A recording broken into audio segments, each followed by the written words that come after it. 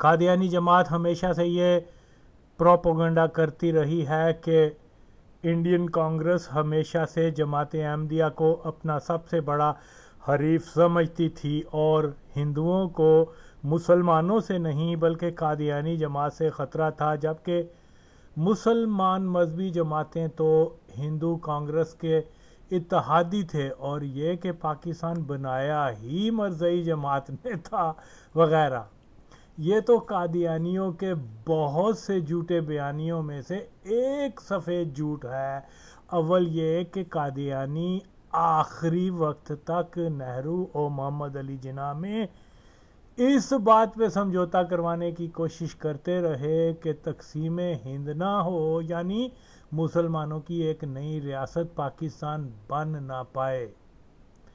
1946 کے صوبائی انتخابات میں قادیانی جماعت نے مسلم لیگ کے خلاف اپنے امیدوار کھڑے کیے اور یوں بھی مرزا بشیر احمد اور اس کے پیروکار مسلم لیگ کو فقط لیگ کے نام سے پکارا کرتے تھے، کیونکہ ان کے نزدیک جماعت قادیانی کے علاوہ باقی سب پارٹیاں کافروں کی تھیں، غیر اسلامی تھیں۔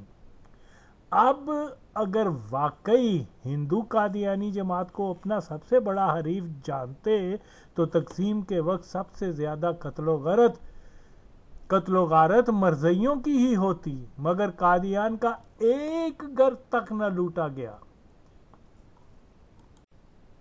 چند سکھ جتھوں نے لوٹ مار کی غرض سے قادیان پہ حملہ کرنے کی کوشش کی تھی، مگر وہاں کی ہندو سکھ انتظامیہ نے حملہ آوروں کو سختی سے منع کر دیا کہ اگر قادیان پہ حملہ ہوا تو اس کو بہانہ بنا کر انگریز قادیان کو بھی پاکستان میں شامل کر لیں گے۔ ہندو انتظامیہ جو تھی وہ قادیان کی حفاظت کے لیے، قادیانیوں کی پروٹیکشن کے لیے اپنے ہی لوگوں سے جھوٹ بھی بولتے رہے۔ پاکستان کی تقسیم کے دوران جو قافلے قادیان سے پاکستان کی طرف نکلتے تھے، ان کی حفاظت انگریز اور ہندو سکھ مل کر کیا کرتے، مگر ہجرت کرنے والے غریب مسلمانوں کو راستے میں ہی گاجر مولی کی طرح کاٹ دیا جاتا تھا۔ پاکستان بننے کے فوری بعد چونکہ پاکستان کے ریاستی ڈھانچے میں قادیانی افراد کا مکمل تسلط ہو چکا تھا، اس لیے قادیانی افسران نے بھارت کے ساتھ خوشگوار تعلقات بنائے رکھے اور مشرقی پنجاب میں گرفتار اور پھنسے ہوئے قادیانیوں کو باعزت بری کروایا، جبکہ مسلمان بیچارے وہاں سال ہا سال تک جیلوں میں ذلیل و رسوا ہوتے رہے، اذیت کا نشانہ بنتے رہے۔ قادیانیوں نے مسلمانوں کو رہا تک نہیں کروایا۔ اس طرح سے ہزاروں مسلمان جو ہے وہ کوئی 20 سال کوئی 30 سال جیل میں رہ کے وہیں مر گئے۔ تو یہ قادیانی جب جیلوں سے رہا ہوئے مختصر وقت کے لیے پکڑے گئے تھے، اس لیے کہ وہ مسلمان سمجھ کے انہوں نے اس کو گرفتار کیا، لیکن جب ان کو ہندوستان کی انتظامیہ کو معلوم ہوا کہ یہ افراد قادیانی ہیں تو ان کو انہوں نے باعزت پاکستان جو ہے وہ روانہ کر دیا۔ قادیانی کیونکہ پاکستان کی ریاست کے مالک بن چکے ہوئے تھے، انہوں نے فوری طور پہ تقسیم کے فوری بعد لاہور سے ٹرینوں اور بسیں لاہور تک قادیان روٹ کھول دیے۔ یہ نئے روٹ تھے اور یہ آسانی سے یہاں قادیانی جو ہے وہ آیا جایا کرتے تھے۔ ظاہری بات ہے کہ ہندوستان کی انتظامیہ قادیانیوں کے اوپر کوئی اعتراض نہیں رکھتی تھی، ان کو فوری ویزے بھی ایشو کر دیے جاتے، روٹ پرمٹ بھی دے دیے گئے کہ اس طرح سے قادیانیوں کا باقاعدہ رابطہ قادیان سے جو ہے وہ برقرار رہا۔ پاکستان سے مرزائی اپنے مقدس شہر کی زیارت آسانی سے کر لیا کرتے تھے، اگرچہ بھارت کی حکومت کو اپنے جاسوسوں کی مدد سے یہ درست اطلاع بھی مل چکی ہوئی تھی کہ کشمیر پہ حملے کا سارا منصوبہ قادیانی جماعت کے امیر مرزا بشیر الدین نے لاہور کے رتن باغ میں کشمیر کے لیڈروں کے ساتھ مل کر بنایا ہے، جس میں اکثریت قادیانی لیڈر تھے، جن میں سردار ابراہیم بھی شامل تھا، مگر اس کے باوجود بھارتی حکومت نے قادیانی جماعت کو اپنے ملک کی سلامتی کے لیے خطرہ قرار نہ دیا، جو دلیل ہے کہ کشمیر پہ حملہ اور پھر کشمیریوں کی لوٹ مار کرنا ایک تو کشمیر میں بھارتی فوج لانے کا بہانہ تھا، اور لوٹ مار کا مقصد کشمیری عوام کو پاکستان سے بدظن کرنا تھا، جو بھارت اور قادیان جماعت کی مشترکہ سازش تھی، اور وہ ایک ملک دشمن جماعت کو بھارتی حکومت اپنے ملک کے شہر قادیان کی انتظامیہ تو دے ہی نہیں سکتی، مگر یہ اندر سے ہی ملے ہوئے ہیں۔ اسی وجہ سے یہ تمام سہولتیں جو ہیں قادیانی جماعت کو بھارت کی حکومت دیتی ہے۔ اس کے علاوہ قادیانیوں کو ہی بھارت سرکار فوج اور اعلیٰ عہدوں پہ فائز کرتی ہے اور قابل اعتماد جانتی ہے۔ بھارت کی فوج اور دیگر اداروں میں مسلمان نام کے افراد کی اکثریت بھی قادیانیوں کی ہے۔ یاد رہے کہ بھارت کا صدر ذاکر حسین جو جنرل ضیاء کے سمدی جنرل رحیم الدین خان کا کزن تھا، اور یہ دونوں قادیانی ہیں۔ اسی طرح خورشید عالم، خورشید سلیمان، نواب Pataudi, Indian air force commander مختار یونس، جنرل احمد جس نے بھارت کی طرف سے 71 کی جنگ میں بھی حصہ لیا، اقلیت وزیر جو ہیں وہ زیادہ تر جو مسلمان ناموں سے لیے جاتے ہیں وہ زیادہ تر قادیانی ہوتے ہیں۔ تو قادیانیوں کی پنجے انگلاں پاکستان تے ہندوستان دونوں دے وچ کی دے نے۔ بالکل جی، جس طریقے سے پاکستان کے اعلیٰ عہدوں پہ قادیانی چھائے ہوئے ہیں، اسی طرح سے ہندوستان میں بھی مسلمان نام کے بڑے عہدوں پہ قادیانی بھاری تعداد میں ہے۔ انگریز تو چلا گیا، مگر اس اطمینان کے ساتھ کہ ان کی بنائی قادیانی جماعت کا فرد پاکستان میں ہو یا بھارت میں، اس کی حیثیت ایک لاڈلا نازدانہ بچہ ہی رہے گی، جس کی خوشنودی دونوں حکومتیں کرتی ہیں۔ تو بھارت میں کانگریس کی حکومت ہو یا جنتا پارٹی کی، باہر سے آنے والے ہر اہم قادیانی کو بھارت سرکار جو ہے سرکاری پروٹوکول دیتی ہے۔ قادیانی خواہ کسی بھی ملک کا پاسپورٹ ہولڈر ہو، بھارتی سفارت خانے کو یہی ہدایت ہوتی ہے کہ ان کو بھارت کا ویزا فوری جاری کیا جائے۔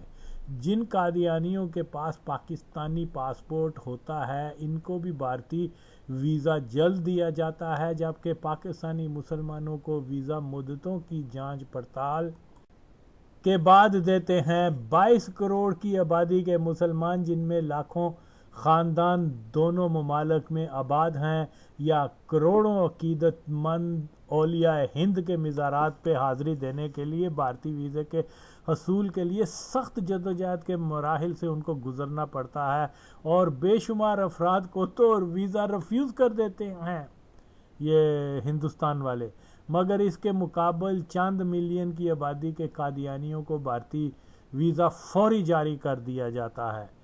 قادیان یاترا ویزا اور مسلمانوں کو بھارتی ویزے کا توازن جو ہے وہ قادیانیوں کے حق میں نظر آتا ہے۔ اعداد و شمار گواہ ہیں، میں کوئی اپنی طرح سے بات نہیں کرتا۔ تو بھارت کی ہر حکومت قادیانی جماعت سے اپنے تعلقات ہمیشہ سے دوستانہ ہی رکھتی چلی آ رہی ہے۔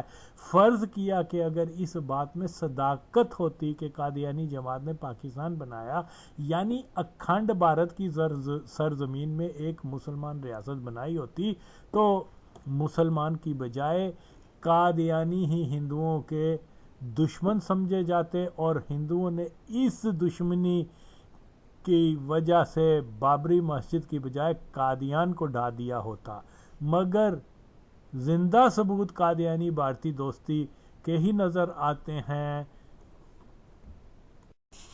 پاکستان کی قادیانی تسلط ISI کسی بھی مسلمان شہری کے بھارت سفر پر اس کو بلیک لسٹ کر دیتے ہیں، اور قادیان یاترا والوں کو واپسی واگا بارڈر پہ پھولوں کے ہار پہناتے ہیں، ان کو موسٹ ویلکم کہتے ہیں۔ بہرحال کہنے کو تو بہت کچھ ہے، مگر بات مختصر کرتے ہوئے ہمیشہ کی طرح قادیانی مبلغ کی اپنی زبانی قادیان بھارت دوستی کا حال کا اعتراف اس ویڈیو کے آخر میں دے رہا ہوں کہ کس طرح سے قادیانی جماعت کے کہنے پہ بھارتی حکومت نے قادیانیوں کو فوری 6 عدد ویزے جاری کر دیے.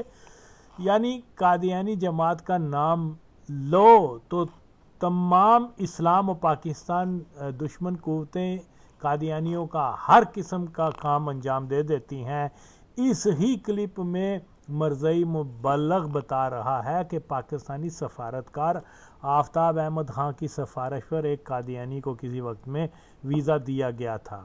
اس سفارتکار کا پورا نام لیفٹیننٹ جنرل آفتاب خان تھا، جو مشرقی پنجاب کا ایک قادیانی تھا، ضیاء الحق مرزئی کا قریبی دوست اور لیبیا میں پاکستانی سفیر تھا. یہاں پیپلز پارٹی کے افراد کی جاسوسی کیا کرتا اور اس نے ہی ضیاء کو کہا تھا کہ لیبیا میں کہیں اس کو قتل نہ کر دیا جائے، تو ضیاء نے اس کو فوری کسی اور ملک کا سفیر بنا دیا تھا. آفتاب خان کا ایک بھائی ایئر مارشل افتخار احمد خان ہے. اس قادیانی خاندان کے سبھی افراد پاکستان کے اہم اداروں میں کلیدی عہدوں پہ فائز ہیں اور قادیانیت کی خدمت کرتے ہیں.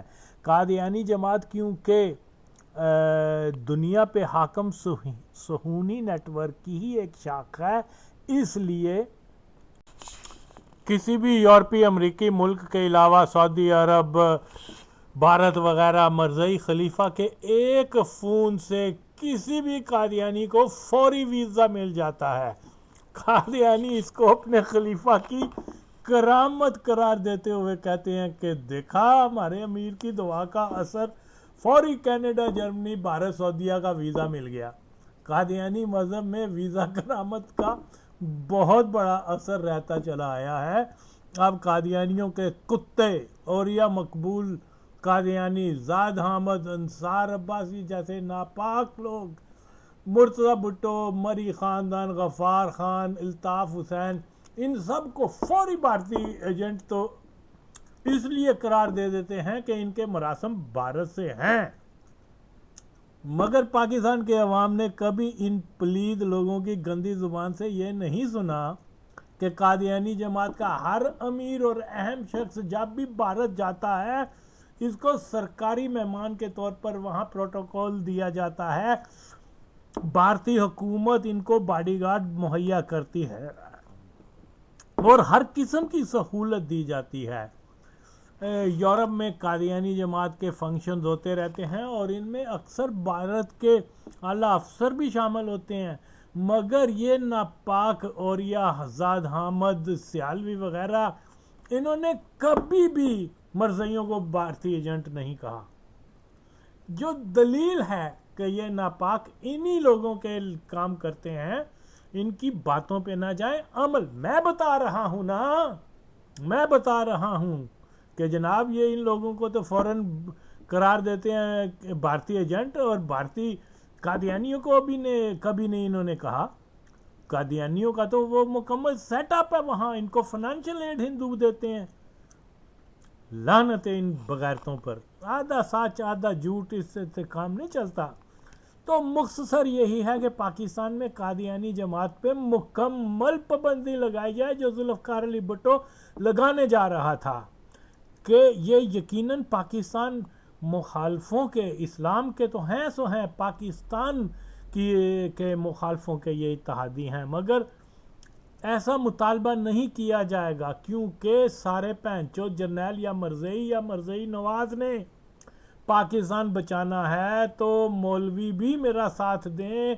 ساتھ کیا دیں؟ مطالبہ کریں کہ 73 کا حلف نامہ اور بھٹو شہید کا بنایا rule of faith in army کو پھر سے بحال کیا جائے.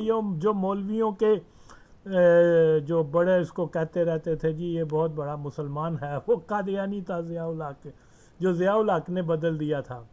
مگر یہ لوگ ان جائز مطالبات کا کبھی بھی نہیں ساتھ دیں گے. پیسہ جرنیل دا ڈنڈا آ جاندہ ہے پر کہن نو عاشق رسول نے ہے. پاکستان زندہ باد، مرزئی ہٹاؤ تحریک. قادیان کیسے پہنچے؟ وہ بھی ایک دلچسپ واقعہ ہے جو آپ بتا رہے تھے، لیکن اس کو آپ شارٹ کر گئے کہ قادیان پہنچا. وہ بھی میرا خیال ہے کہ ناظرین کو ضرور پسند آئے گا، اور آپ کی زندگی کا وہ بھی ایک حاصل ہے. حضور نے جب ویزا تو اس وقت آپ بتا رہے تھے مل ہی نہیں رہا تھا، وہ ناممکن تھا. یہ دسمبر کے شروع کی بات ہے جب حضور کا ارشاد موصول ہوا کہ آپ پاکستان سے ہو کے پھر قادیان بھی چلے جائیں. تو میں نے حضور کی خدمت میں لکھا کہ ہم تیار ہو رہے ہیں لیکن سیٹوں کا مسئلہ بن رہا ہے. تو اس کے بعد پھر ہم حضور کی خدمت میں ملاقات کے لیے بھی حاضر ہوئے، میں بھی، میری فیملی بھی بچے سب حاضر ہوئے. اور اس وقت ابھی حضور لندن میں ہی تھے. یہ 12-13 دسمبر کے لگ بھگ کی بات ہے ابھی. اور اس کے بعد پھر حضور تشریف لے گئے. تو میں جب ملا حضور نے فرمایا کہ سیٹوں کا کیا بنا، میں کہ حضور ابھی تک تو نہیں ہوئی ہے، آپ دعا کریں کہ ہو جائے گی انشاءاللہ. حضور نے فرمایا اچھا وہ اس کا سعودیہ کا پتہ کرو، ایئن ایڈمسن کسی ایئر لائن سے گیا اس کا پتہ کرو. میں کہ حضور آپ بالکل فکر نہ کریں، آپ صرف دعا کر دیں سب ٹھیک ہو جائے گا انشاءاللہ.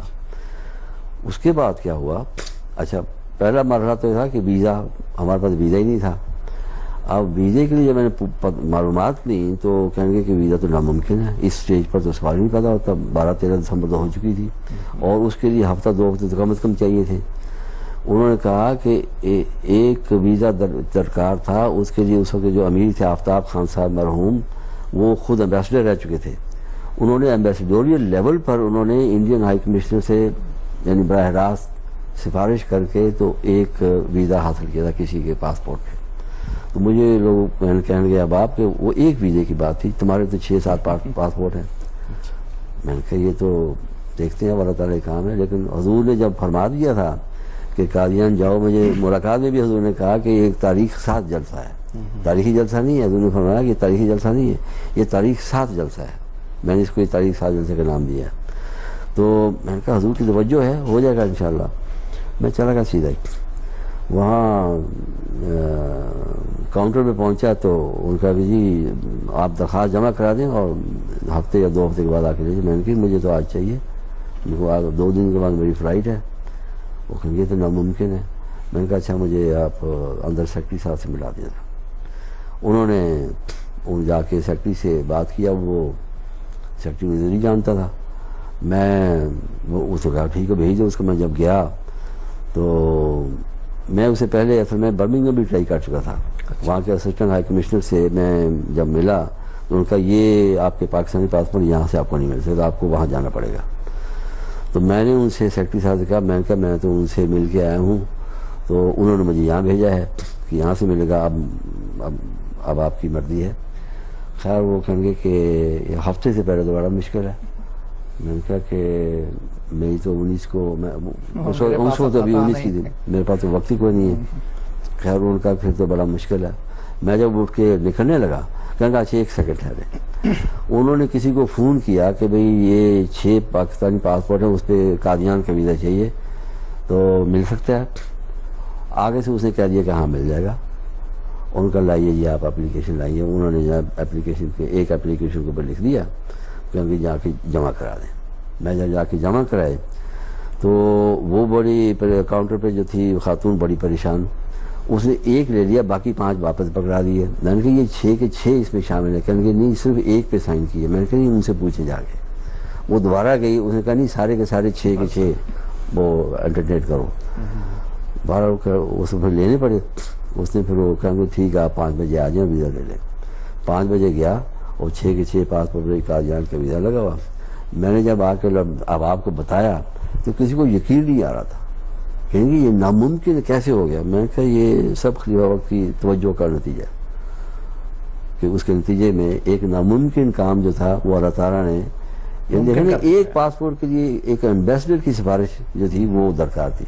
میں نے کہا یہاں پہ خلیفہ وقت کی توجہ سے 6 کے 6 پاسپورٹ صبح گیا شام کو ویزا مل گیا. یہ ہے وہ جو نگاہ مرد مومن سے بدل جاتی ہے تقدیر. بالکل احترام دیا ہے خلافت کی برکات سے. مطلب جب آپ نے حضرت صاحب کا ذکر کیا ہے کہ حضرت صاحب نے فرمایا کہ 3 دن میں آپ کے تلمذ میں رہا ہوں، تو کیا اس وقت محسوس کیا؟ اس وقت یوں تھا کہ میں نا بہت زیادہ حضور کا نا ایک وہاں وہ جو حضور کے ساتھ جا کے ملاقات کرے نا وہی جانتا ہے کہ وہ کس قدر نور جو ہے نا وہ پھیلا ہوا ہوتا ہے. بالکل یہ جو ہم ٹی وی میں دیکھتے ہیں وہ بالکل اور ہی بالکل اس کے 100% تو میں درست بات خاصا ہے۔ نا وہ کچھ نہ سیم سا گیا تھے حضور کی جو شان تھی، حضور کی جو روب تھا جی، تو اس وجہ سے نا تو پھر جب حضور نے یہ ذکر کیا اور اس انداز سے کیا دل جوئی کی خاطر، تو پھر میں نے حضور سے یہ عرض کی بات، میں نے کہا حضور بات یہ ہے کہ میں جرمنی آنا چاہتا تھا، جلسے پر ہی گیا تھا جرمنی، تو میں نے ویزا کے لیے اپلائی کیا، تو ایمبیسی نے میرا ویزا جو تھا وہ ریجیکٹ کر دیا، تو میں نے آپ کی خدمت میں دعا کے لیے لکھا۔ تو اس دوران میری بیٹی جو تھی وہ جرمنی میں رہتی ہے، اس نے آپ سے ملاقات کی اور اپنے بچوں کے ساتھ، تو حضور نے انہیں کچھ تحفے جو تھے عطا فرمائے۔ تو میری بیٹی نے کہا کہ حضور میرے ابو کے لیے بھی کوئی چیز دے دیں تحفہ کے طور پہ یا برکت کے طور پر، تو حضور نے فرمایا کہ وہ آئیں گے تو دوں گا۔ تو میں نے حضور سے یہ میں بات کر رہا ہوں، تو ہوا یوں کہ میری بیٹی نے کہا کہ نہیں حضور ان کا تو ویزا ریجیکٹ ہو گیا ہے، ان کا تو میں نے اس دوران اپیل کر دی تھی، تو حضور نے پھر کہا کہ وہ آئیں گے تو دوں گا۔ تو رات کے یہاں 10 بجے ہوئے تھے اس وقت یہاں، تو میری بیٹی نے مجھے فون کیا کہ ابا جی تسی ہون آنا ہے، کیونکہ حضور نے اس طرح کیا ہے۔ سبحان دو اللہ، دفعہ کتنا یقین ہے۔ یہ ہر احمدی کا تجربہ ہے کہ خلافت کے منہ تو سے ہوا یوں کہ اس روز جب دن چڑھا تو 2 بجے مجھے ایمبیسی کی طرف سے لیٹر ملا، جرمن ایمبیسی کی طرف سے، کہ آپ وداؤٹ اپوائنٹمنٹ پہنچے فلاں تاریخ کو اپنا لے کے ڈاکومنٹس وغیرہ، تو میرا ویزا لگ گیا۔ کیا بات ہے، میں نے حضور کی خدمت میں نا یہ سارا واقعہ آپ نے بیان کیا۔ پھر میں نے اپنی کچھ گریوینسی تھی، میں نے